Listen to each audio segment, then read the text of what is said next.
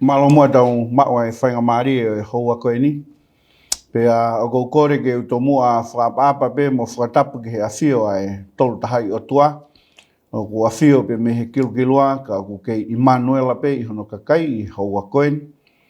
Tapu ki he tamagotupo ono, tui o Tonga. Tapu ki he tahine kuini na naspautu Tapu ki he Prinis Kalauni, ka uma e fui lupe o LOTO Plus, pe mo e whare o haa mohe o fo. Tapu ki he houei ki o e whanua.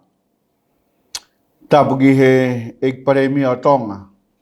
Ka uma foki a e houei minista o e kapneti, e behe ki he pure anga. Tapu foki he kau tau whanua. Tapu ki he kau tagilotu. Uma haa whakaolunga o Tonga. Tapu aru he tangatai whanua. Pea mo e whewhinei whanua katoa pe. Mo mao e whainga maari. Mo mea mai ki he proklama e houa koe. Kau kore pe mua ke u hiriwhatongia he talakakato e whanua pe mo e lotu. Tangata hei e te au whai ki tua pea pui ang he pe mhou eiki. Pea tā mō ko e whainga maari e. Ke o miha pōpoaki matau tolu e houa koe ni.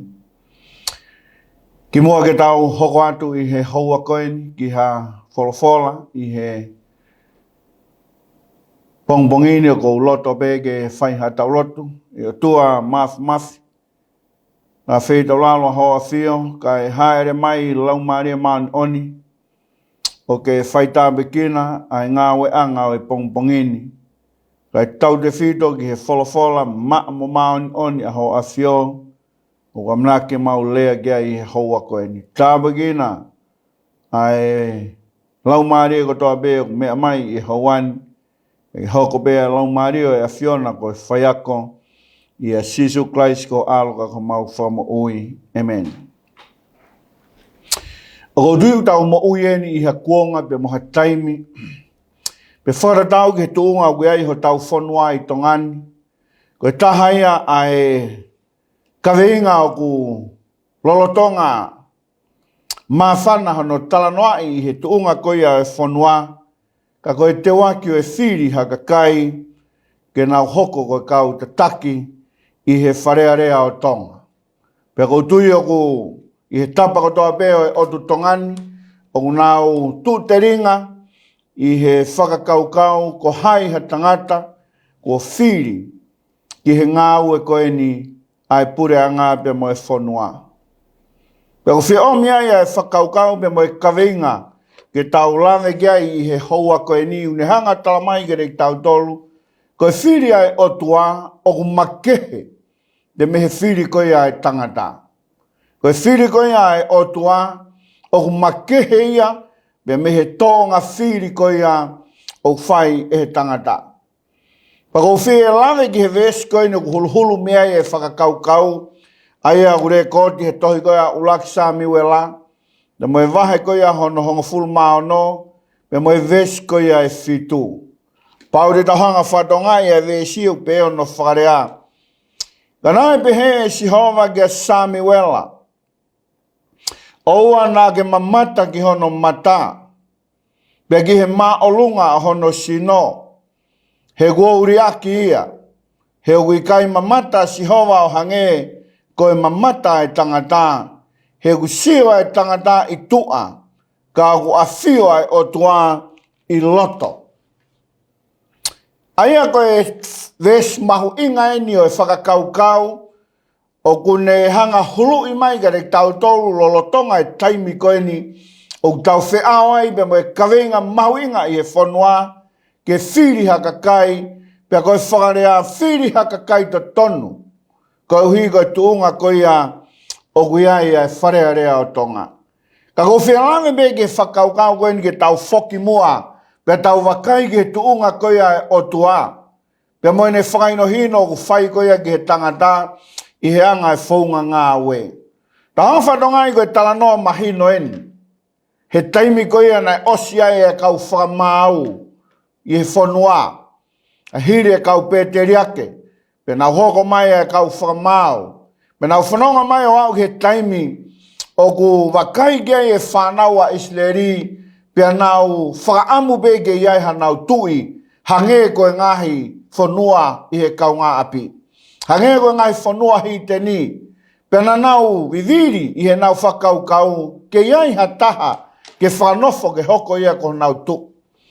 Te ure konti he whalawhalao ni whamahino ke te tau tolu ai taimina e whiri ai e he kakai koe ni ai tui uruaki ke puranga o Isleri koe tangata koe ia ko Saula. Pero hiko e whiri koe ia o Saula o mahino me me he rekoti e whalawhala nei kei koe whinangalo ia o tua kei koe loto ia o tua ke nau whiri kako hiko e tangieni ai kakai. Mena hangare he o tua o ona ai tangi koe a kakai ke nau whiri ha tu. Ka tau sio ke whakaukau koe niu tala mai, na nau to mai e tangata koe ni, me he hako koe au pension money. Ko pension money koe si i taha ia i he matakari hong fulu maa wā.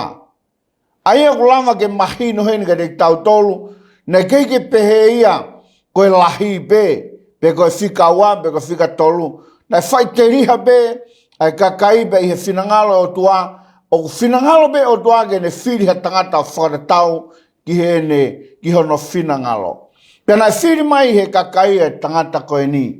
Tangata nai lahi. Pea makehe atu hono tuunga. He ne tuu mo e kakai e whanua na nau ngata be hono uma. Tangata nai whotunga. Mata lelei mo whakaofa whakaratau ki he lave. Pea ngari eiti mo ngari tu. Pea nau hanga to'o mai e tangata koe ni. Ia hoko ai tangata koe ni o pani ia ke ne hoko koe tui ki e whanua o wharatau ki he lawe koe ia e whalawhala. Ia whai mai ne whanonga o au mai ki e kuonga pe mo e taimi koe ni. O ure koti e wahe hong fulma o no, e wahe hong fulma ni maa ne tala mai ko kaike toe whina ngalo e o tua ke hoko ato e tangata koe ni ke ne tui ki he whanua. Pene whai ai e tūtuo ni koe ne ure koti i he wahe koe ni lotonga e ngāue koe na e whai e saula ko os ma wahe lau maria ia. He utala mai ke te tau tolu nai ma wahe ai lau maria ia o tua pe me he tangata koe ni. Ko hano i ngā lahi bea ngahi tono nou i he mo'ui mo e tataki na e whai he tokotaha koe ni na e whekau ke nau whakaauha katoa amareki. Pea ne whakatoa e mai he tangata koe ni e whangamonu manu. Tokua i he ne whakakaukau au ngai ni. Ki he ngāwe aki koia ki he wheilau. Pena e toa e rea iloa o whai koia e he otua o sayange ai whai koia e SAMIUELA o sayange e talangofua i he whai wheilau. Nane toi kumi wharei ki he taula whaahi ki he piko taula te volo o ne whia mau wharei me ai whilawei me mo e tuunga koia o ne taki he whanua. Peko kalamai na e to'o ai mahu ia e lau maari o SIHOVA. Pako hiko taim na mahu ia lau maari o SIHOVA. Pea ne whinangalo rewa ke whiri ha tangata ke ne hoko ki he taloni o hoko atu ai whanonga. Peko e VEESI a koe nu taulawe ki ai. Nei tutuni he o tuanga SAMIUELA ke alo whai e whiri koe ni. Alo ki he whare koe a sese. Pe te whekau ia te toko taha koe a ke pani. Pe hoko ia koe tui ki he whanua. Ne kei loto ke a SAMIUELA. He kau hina pe SAMIUELA ka whanongo he na saula te mene tāma te iau. Pena tāng he o tua sai toe mon manu. Pena ke alo moi a whai e wheilau lau. Pena koe taim koe te alo whai wheilau lau e haua ia sese. Pena te hanga rewa whanofo e toko taha koe ia e o atu. Pena hanga whatongai he lawe e tala noa pe mo e whakakaukau koe ni. O whakatatau ki he lawe koe wahang full mao no. O unehanga tala mai i he ves koe a hono. Tolu lere i whai ki he ono peo no whakarea. Pea ke ui e sese ke whelau lau pe te whahanga te koe aia. Te ke whai pe te ke pani ma aku aia teu lau ki a te koe. Pena e whai e SAMIUELA aia na e wholofola ki aia SIHOVA. Mena e tete a kau mātua e kolo i he ne hoko ki ai. O nau pehe uke hau merino pe. Mena e pehe e ia io kou hau merino pe. Kou hau ke whai a e whelau lau ke SIHOVA. E whatapuia ke nau tolu pia mou hau mo au. ki he whilau. Pena ne whakatapui a sese. Mohono ngai whoha, o ne uia ki nau tolu ki he whilau. Pea ia nau hoko mai na sio ia ki a iriape. Pea pehe ia tago i he ao o SIHOVA aia kone pani. Na ulawa ki ane nai e whakaukau, koe whiria o tua Makehe. O Makehe mau be whiria e Otua. Kana hanga whatonga i koe anga ine whakatuutuu. Nei talahai o tua sai, te ke alu kia whai whilau, pe te pure i te koe a toko taha e pani, ke ne hoko koe tui koe ki he whanua. Koe teimna e hawai a sese, e utalamai na e whakatapui ai he toko taha koe ne whanau, pe hawai e tangata na e whakakaukau a sese, koe toko taha lahi eni, toko taha lelei eni, pe hawai toko taha koe ni, pe kia SAMIUELA whakatatau, ke lave koe e wholofola, na e toi, ke ebe mo sio a SAMIUELA na ne whakakaukau, i he tuunga mo e, tuunga koe na iai e tangata koe ni pe pehe SAMIUELA, ngari koe tangata eni, ko wharatau ki he lau koe a VEESI, koe toko taha eni he ao SIHOVA. Pea ne tuu ke pan, pea toa e lea koe ni, o whai e SIHOVA, aia ke fito ai, ai whakakaukau koe ni. Ha mea Makehe ai e Fili ai Otua. Tala mai ke te tautolu he whakaukau he ni he konga ki mui o e lave. Nā talangi he Otua ki a SAMIUELA. Oku kuauri aki e tangata koe. Oku IKAI MAMATA SIHOVA ia hange koe MAMATA e tangata. Sai koe taha ia mea ku mahu inga ke tau hanga whatoka ngai i he taimi o tau Fili HAKAKAI. Tala mai oku kai ke tatau e MAMATA SIHOVA mo mea kou sio kia e tangata. Sai he kuonga pe mo e taimi koe nuk tau mo ui ai. Tau mo ui tato he kuonga. Oku leipolo e tangata o wharatau ki he mea une malawa. Leipolo e tangata i hono tunga whakaako. Leipolo e tangata he ne tau kei. Mo e lakanga koe une mau. Mo e hivi mo e malohi haa pia fotu mai. I he ngahi koloa mau i hono ni ma. Pe tau sio mo wakai koe tangata malo pia whiunga ki he tataki. Ko anga ia sio o whai he tangata. Pea koe whahenga tuaki ia o i kuonga koe ni tau mo ui e. Ka kou loto ke whakamama whai e whakakaukau koe ni. Ke tau sio ki ai i he houa koe ni. Ki he Otua pia mo ono whinanga lo ke he mamau tau iai. Tala mai nei talang he Otua. O kui kai sio a SIHOVA ia. Ki he tangata koe ai tua. Koe ke tokanga mai Otua ia koe hae mea ku lava he tangata. Koe ke tokanga mai Otua ia koe hae ai whahinga iwi mo e malohi. He ku mawhei hei Otua e mea kotoa pe. O ku tokanga mai Otua ki he mea koe a kui loto i he tangata. Pea kou tui koe taha ia konga mau inga i he whakaukau koe ni ke tau sio ki ai. Koe kātonga e kau tau te hina koe ni na nau fau kotoa mai be. Pea nai sio be ki ai a SAMIUELA. Pea nai whaitutuuni be Otua. Pea os kotoa e kau tangata koe ni nai mahino be he tala noa. A e whehui na e whai koe ki a sese koe osi ene whanau. Pena e tala be ki a IKAI u kei toe ai tauhi sipi. Hange u toko maa be whakaukau koe ni i he lawe koe o mai koe a e he tangatani, e he tamai koe ni ko sese. Koe toko taha tauhi sipi pe ia. Hange be ha whahinga whatongia moha ngā ue o IKAI ke kau e he lau. Pena e tutuunia e SAMIUELA he kei ke tau tangutu ki lalo kai orewa ko omi e tau sipi koe. Pea taimna e hao mai ai e tau sipi koe ni, na e tutuni he Otua ke ne tu o pani. Na e ofo e kakai ia e whanua. Pea hao begi he tangata koe ni, na hao begi e sese, ai e ko hono foha ta tonu e ni. Na ne ofo. Pea hao begi e tuunga koe na ia SAMIUELA, na e kai ke nau amanaki ki ai. Ka koe mahino e ka te tau tolu, ai Makehe Fili tangata u whai, e Otua ki he mo ui koe ni. Ki he taki koe un hanga whia mau. Pau tala mai, o AFIO'I Otua ai ki he loto e tangata. Nei teu i bea te evitaia, he neongo koe ngā ue whakatau sipi. Ka nei teu i e tangata koe ni, ki he mahino bea tāne nei, ki he lawe wholofolau tala mai, tangata nai loto ta tau bea moe Otua. Tau sio koe ki a saula, koe tangata nai lahi mo whiunga. Ngari eiki pe whiunga mo e takanai kai ke whinangalo ai Otua ai ki tō taha koe. Bea awa bea wau ke taimi, ko he, bea afe, bea me tūnga koe na ni ai, Pea hanga wholofola om ke tau tolu ai whakaukau koe. Kai ke mahino pena e mate malai e tō tako ni tūngo kui ai.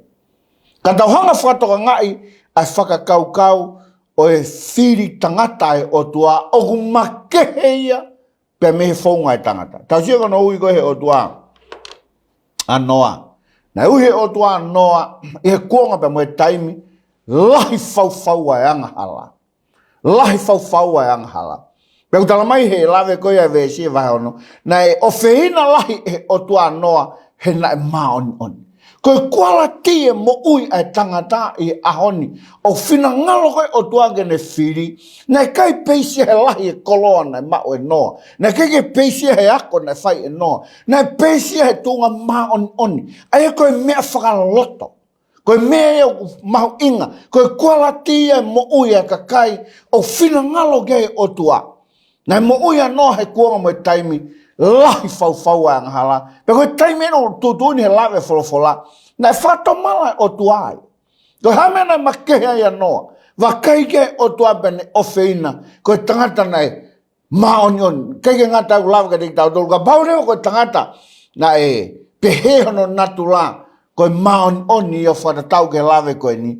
Ai koe tangata na sai hono waa pe mo o tua. Ko hono loto. Na nofo begi o na ne KUMI e Otua pia ne whakaamu i he taimi kotoa pe ke tataki Otua a hono hala whanonga. Pena onge misiona ngā au ke ne whai. Koe ne misiona ngā we ke ngāwe a ke pe whakahof ke kakai o whanua. Pena ona kai ke tui ai kakai he tau te au anoa koe ni. Kana e mahino be koe tō taha nu Fili e Otua. Koe hano inga koe tō taha na e maoni oni e ne moe. Tō taha na e whehoko taki a hono loto pe mo e Otua. Tau sika no ui ko he Otua, e mo ne Fili ko e tangata ko e palahame. Na ne ui e pe me ua i karitia. Pene tutu uni kia e palahame ke tu o alu. O kia misiona ngā ua ke ni hanga whai. Pe te ungahui koe ke hoko koe, puri anga lahi. Koe whakaukau koe no mai ke te tau tolu, koe misiona ngā ua ke tu o alu. Pe ke ne whakahae tu unga koe a Otua, i he whei tū koe a kune whanonga ki ai. Lolo Tonga be nofo ai kakai koe ni ua i karitia kakai nei kai ke pehe koe kakai a na nau tauhi ki Otua lahe ngai Otua tampuana nau lotu ke ka nai Makehe atua a e palahame koe tōtaha na ne tauhi ki Otua koe whakaukau om ke te tau tolu he ahoni ta koe kakai koe Fili he Otua koe kakai koe ke ngata behang ko noa koe tōtaha koe maoni oni. Kau dalamai ke te tau tolu koe kakai na nau tauhi whai to tonu ki Otua. Lolo Tonga kuonga pe moe taimi na lotu Otua tamapua i pēr kakai koe. Pea unuhi mai he Otua e tō taha koe. Wane Fili koe a Mose se o whakatau ke he lawe koe a o kuhanga he wholofola om ke te tau tolu. Na ne ui a Moses. I mo ui koe a Moses se kono tau malungo fuluen pea ui he Otua ai tō taha koe ni ke ne alo tataki koe a whanau o Isleri. Mei ispite ke omi ke nani o talawha. Miliona koia, lau miliona koia kakai a Isleri he nau nofo e ta whanga o tau noa e nau nofo koia ispite. Pea whina ngalo ore mai o tuaka o hiko ne ongo e tangi e kakai e whanua. Ke whakafoki mai koe. Pe ne ui rewa tangata koe ni. A Moses. Koe tau e whanoa ne nofo ispite. Tupuha ke ai. Pe koe taimu koe na ne whai ai. Ai tā mate koe ispite, pe ne hola be me iai. Pe ne au lewa nofo i he toa wha, he toi whai tau e whanoa kehi. Tā koa koe Otua, oku, AFIO'I me he Otua mea koe ki a pongpong. Pe uhangarewe Otua teu i ene kakai. O ne teu i e tangata, o whiunga mo tāu ki he tataki, o i ngā ue koe ni. Pe au mai ke taim koe ne tau walu mo furu, pe toke ui rewa he Otua, ai toko taha koe ni ke alu. Mei he loto ao e tauhisipi. Neona ne i he whare koia palasi e tui.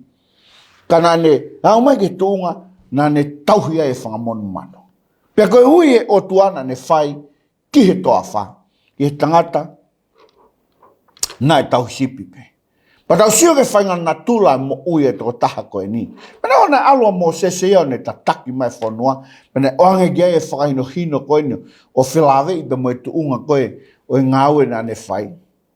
Ka tau sio koe taha e kuala tie mo ui koe a Mosese, na e mahu inga, pia mahulu atu, I he kau taki koe ku hanga o tua ui. Ulaki, tala mai gere tau tolu tangata ini, na e anga vai vai, iha toi tangata, i he mama koe. Lau kia toi koe nomi pa. Vahe taha wawe stolu. Tala mai peko eni koe tangata ko mo sese, na e anga vai vai ia o lahi hake i he kau tangata ko toa pe o mamani. Na kulame kia koe kawenga whakakau kau, o ku kehe a Fili ai Otua, he usio e ki loto, pe i loto ka whaunga ia, o ulunganga whakamo'ui koe ai tangata e hāmaitu. Ai au mahu inga o bito targeti koe ia o whaihe Otua. Ia ahoni o kuanga tau sio ke whai ngā Fili o tau whai, tau Fili pehe, o whara tau ke mea o tau sio ki ai. Ta koe Otua o sio ke loto e tangata. Pau tau waka whakakau kau koe no omgeri tau tolu, ko hai hato e ta.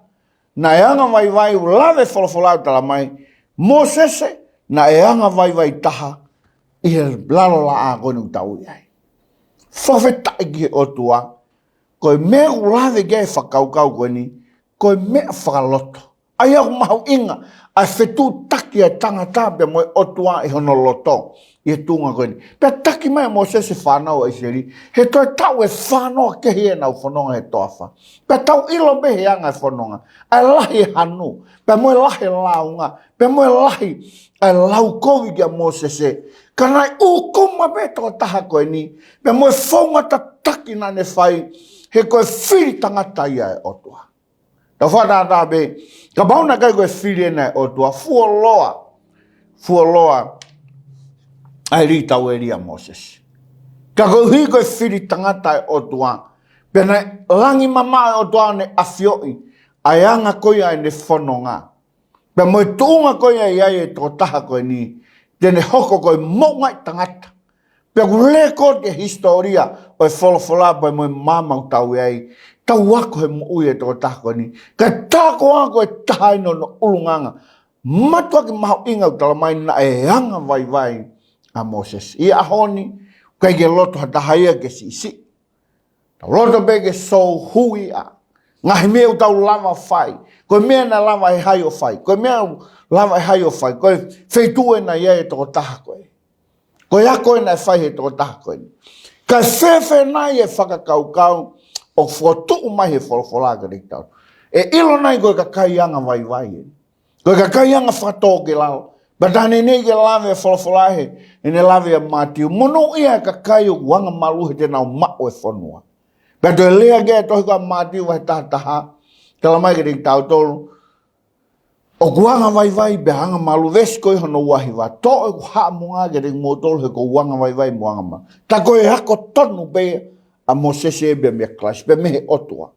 Aia koe mo ui ha tangata, o ku loto ke tataki he tuunga e ngāwe, o ku Fili he Otua e kakai, o ku nau wanga vai vai. O nau wanga whakatō ki lalo i he mo ui koe.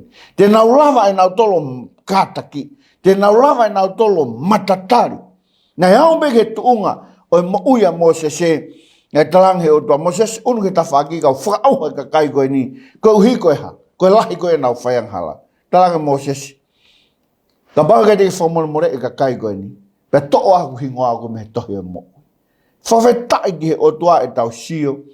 Ki he kakano mo e uho e mo ui. Ai tangata na e Fili he Otua. Pe kai ngata i hiri. Malolo koe a Moses e. Ta koe taha e tutuni mahu inga. Na ne whai koe kia so siwa amnake ne hoko atu ki whakakato. Ai ngāue mo e whatongia koe ne so siwa wahe uluaki. Koe taha ni e lea mahu inga na whai he Otua. Pene tangi so siwa. Loto toa bake mālohi. E hange be wia Moses e behe be wia te koe. Ka koe mea ne whai. Ona ke awhi ke tohe mā behe to'o matau. Ka ke whai beo wharatau ke whina ngalo e Otua. Ai koe tau Fili koe ia. O lawe ke wholofola koe Fili koe ia Otua. Na ne whawapau e tangata koe ni. He kai ke awhi ia ke he tohe ma. He kai ke awhi ke he matau pe mo tohe ma. Kono whakarea taha. He kai ke whanongo ia. Ki he mea kōku whihalaki. He kai ke toi whanongo i ki ha leo mei he. E whanongo be ki he Otua. Pene mui be whakatau. Ki he whono mo e lao mo e tutuni ai Otua. Ka lava ke whakaola ngā au konu ni hanga whai. Ko ngau tau mo ui ai. Lahi au pito e ngahi. Leo pe mehi ta whaki koe. lea mo he tawhaako, be tala mai matamata to tonu e, matamata lelei e, bahange u tau wafe ki ai, e ka inga, koe whinangalo e Otua ke tangata o kai afe ke tohe mamo e tau matau whaongo begi a SIHOVA. Koe ngau e koe kakai kou Fili he Otua, koe kakai une teu ki nao tolo, ke nao talango fua pe nao whakaongongo ki he Otua, o whara tau ke ne whahino hino. Pakau tui koe lotonga e taimi koe ne utau whanongo ki ai ki he longa e whanua, i he teu e Fili Falealea, lahe o bire pito, ai ngahi mea o tuaki mai he tangata, ngahi mea o tuaki mai he whiwhine, moe hāfua. Ka tau sio ke whinangalo e Otuana ne talanga so siua, ona ke awhi ke tohema, ona ke awhi ke tō matao. Makehe atu be, ai Fili tangata e Otua. Ta hawhantonga e he no ui he Otua e kau apostolo. Na ui koe Sisu Christ e kau apostolo, ka ngahi mea mahu inga ke ta hawhantonga. Tei mwena ni hawa he matatahi tahi kāleri. Pea ne sio ke kau wākonga koe. Na ne sio ke Simon Peter. Osieni ene baptaiso. Pea osieni hono teu i koe ia i he toa whaa ake. Ai, ngahi ahi koe na whakahoko ki ai. Pea koe ne whanonga mai i he matatahi o tahi kāleri. Pea ne whakatoka ngā ia Simon Peter. Pea mo andelu. Koe hana ngau whai na lafo kupenga begi tahi. Koe ngō tangata koe ni koe ngō tautai. Koe ngō tautai ika pēr ngō tangata koe ni. Ngō tangata koe ni, koe tau kei beia e potu tahi koe ni. Nia kei ki taha whai ngā mea na malawa whai. E lange koe ni utala mai, koe ngō tautai ika. Pe haere mai si suo ni haere atu i he matatai. Pe ne whakatoka ngai una whemo i kina pe i he lafo kupenga ki taha. Pea uia he Otua ngō tangata koe ni, pēnta ngō tangata. Mo mui mai e te au pa te ngahi mua koe tautai tangata. Nā ni toi whanonga atu mane sio kia sione mo semisi. O kuna nofo mai pa mo e nā tamai. Whae nā upena kupenga. Nā ni toi ui ngō tangata koe. Taha mea mahu inga ku hanga whatonga i he Fili koe nu whai he Otua. O whai te riha me Otua i ki ha taha tene hanga Fili mai i he ne ngāwa. Ona whanea taha koe, hea tau mua ai Otua ke kau tangata tautai koe. Hai mea e malawa he kau tangata tautai koe. Ka talamai ka te tau tolu koe uhi koe Otua o universi koe nu tau e. Koe ki ha mea whainga taa gei. Pea kone Fili bea whara tau ki he ne whai te riha. O ne Fili bea ha tangata whara tau ki hono whinangau. Pea ne tō mai ai kau tangata tautai koe ni. Pea ne teu i koe uhi koe ngāue. Mahu inga o whinangalo o tuake nau whahau. Pea nau mui ai. Whakaigoi koe mo uia kau tangata koe ni nau mate whakamaata. Hāno inga, kau hui koe Fili tangata pia o toa. Nau mate whakamaata, kau hui koe HUAFA o Sisu Christ. Nā ne whekau ke nau tu. Koe tahai, mea hano mahu inga whakau kau koe ni ki ta honga whatonga. Koe ke ui he Otua ai ha tahau nofnoa ia. Nā ne ui e kau tangata koe ni ulotonga nau pisi. Nau whemo e kina i he ngāua koko nau whai. Pako tui koe whakau kau mahu inga, ke tau sio ke anga whaunga koe ai Otua, pe tau wako pe mei ai. Tau wako pe mei ai. Nā ne ofeina noa koe tangata, nā mao ni on pa Makehe ia he kuonga pe moe taimi koe ia. Nā ne uia e palahame, koe tangata, nā Makehe ia he kuonga pe moe taimi koe na iai. Nā keiki kau he loto Otua tamapua, nā tauhia ki he Otua. Pene hanga uia Moses, koe toko taha, nā Makehe hono natula, nā hanga vaivai pe hanga whakatoki au. Nā ne tupu hake he loto whare koe ai tui. Nā tonu pā ke kau he kau whelo. Kana u tamai ke te tau tolu, koe toko taha koe ni, nā ne hanga vaivai moama. Pa teu ia he Otua ne mo ui he loto asipi. Nā uia so siua, ke ne hoko atu e whau e whanonga, ko hui koe tangata, nā ne mui pe o wharatau ke whinangalo koe ai Otua. Pena tūtū nei ke o na awhi ke tohe mā, pe moe tō matau. Kai mui bea wharatau ke whinangalo Otua. Ia hona ne ui e ka wākonga. Pa koe anga ia Fili tangata e Otua. Na kake lau he Otua e koe kau tangata tautai. Kana e tangi e tua teu ngāhoi mō tōke mō tautai tangata. Na kake lau he Otua e hona u pui tuka. Pa moe tūnga koe na ne ui ai. He u AFIO'I he Otua te ne malawa whakahoko ngā oi koe ni. Pe kake ngatai talamai na e ui he Otua ki nao tolu. Lotonga unau whimo e kina i he whaio e ngāwe. E ka inga, Pe whakaukau ko whianga o mai ke tau tolu i he hoa koe ni koe hui koe. Kuonga pe moe taimiu tau mo ui ai. Te moe lotonga kaweinga koe ni hanga atu kia e tuunga koe e whanua. Ka tau sio ke he mahu inga e Fili ai Otua. O ku Makehe pe ia meiha toi Fili ai Tangata he ahoni.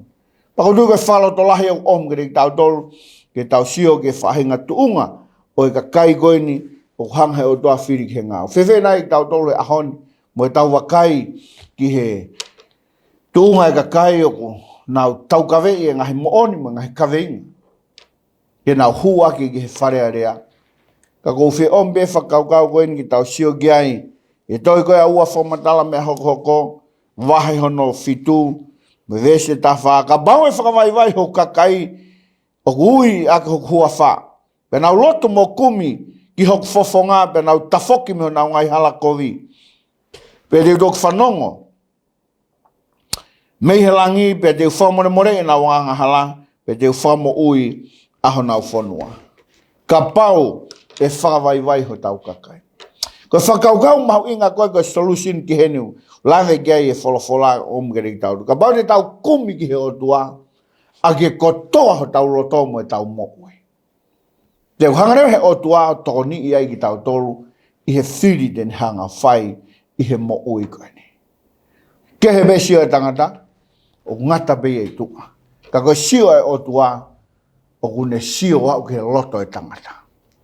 Pe whakaweta. I he whakaukau ni omgeri tau tolu e hoa koe ni. Ka bau te tau whakavaivai.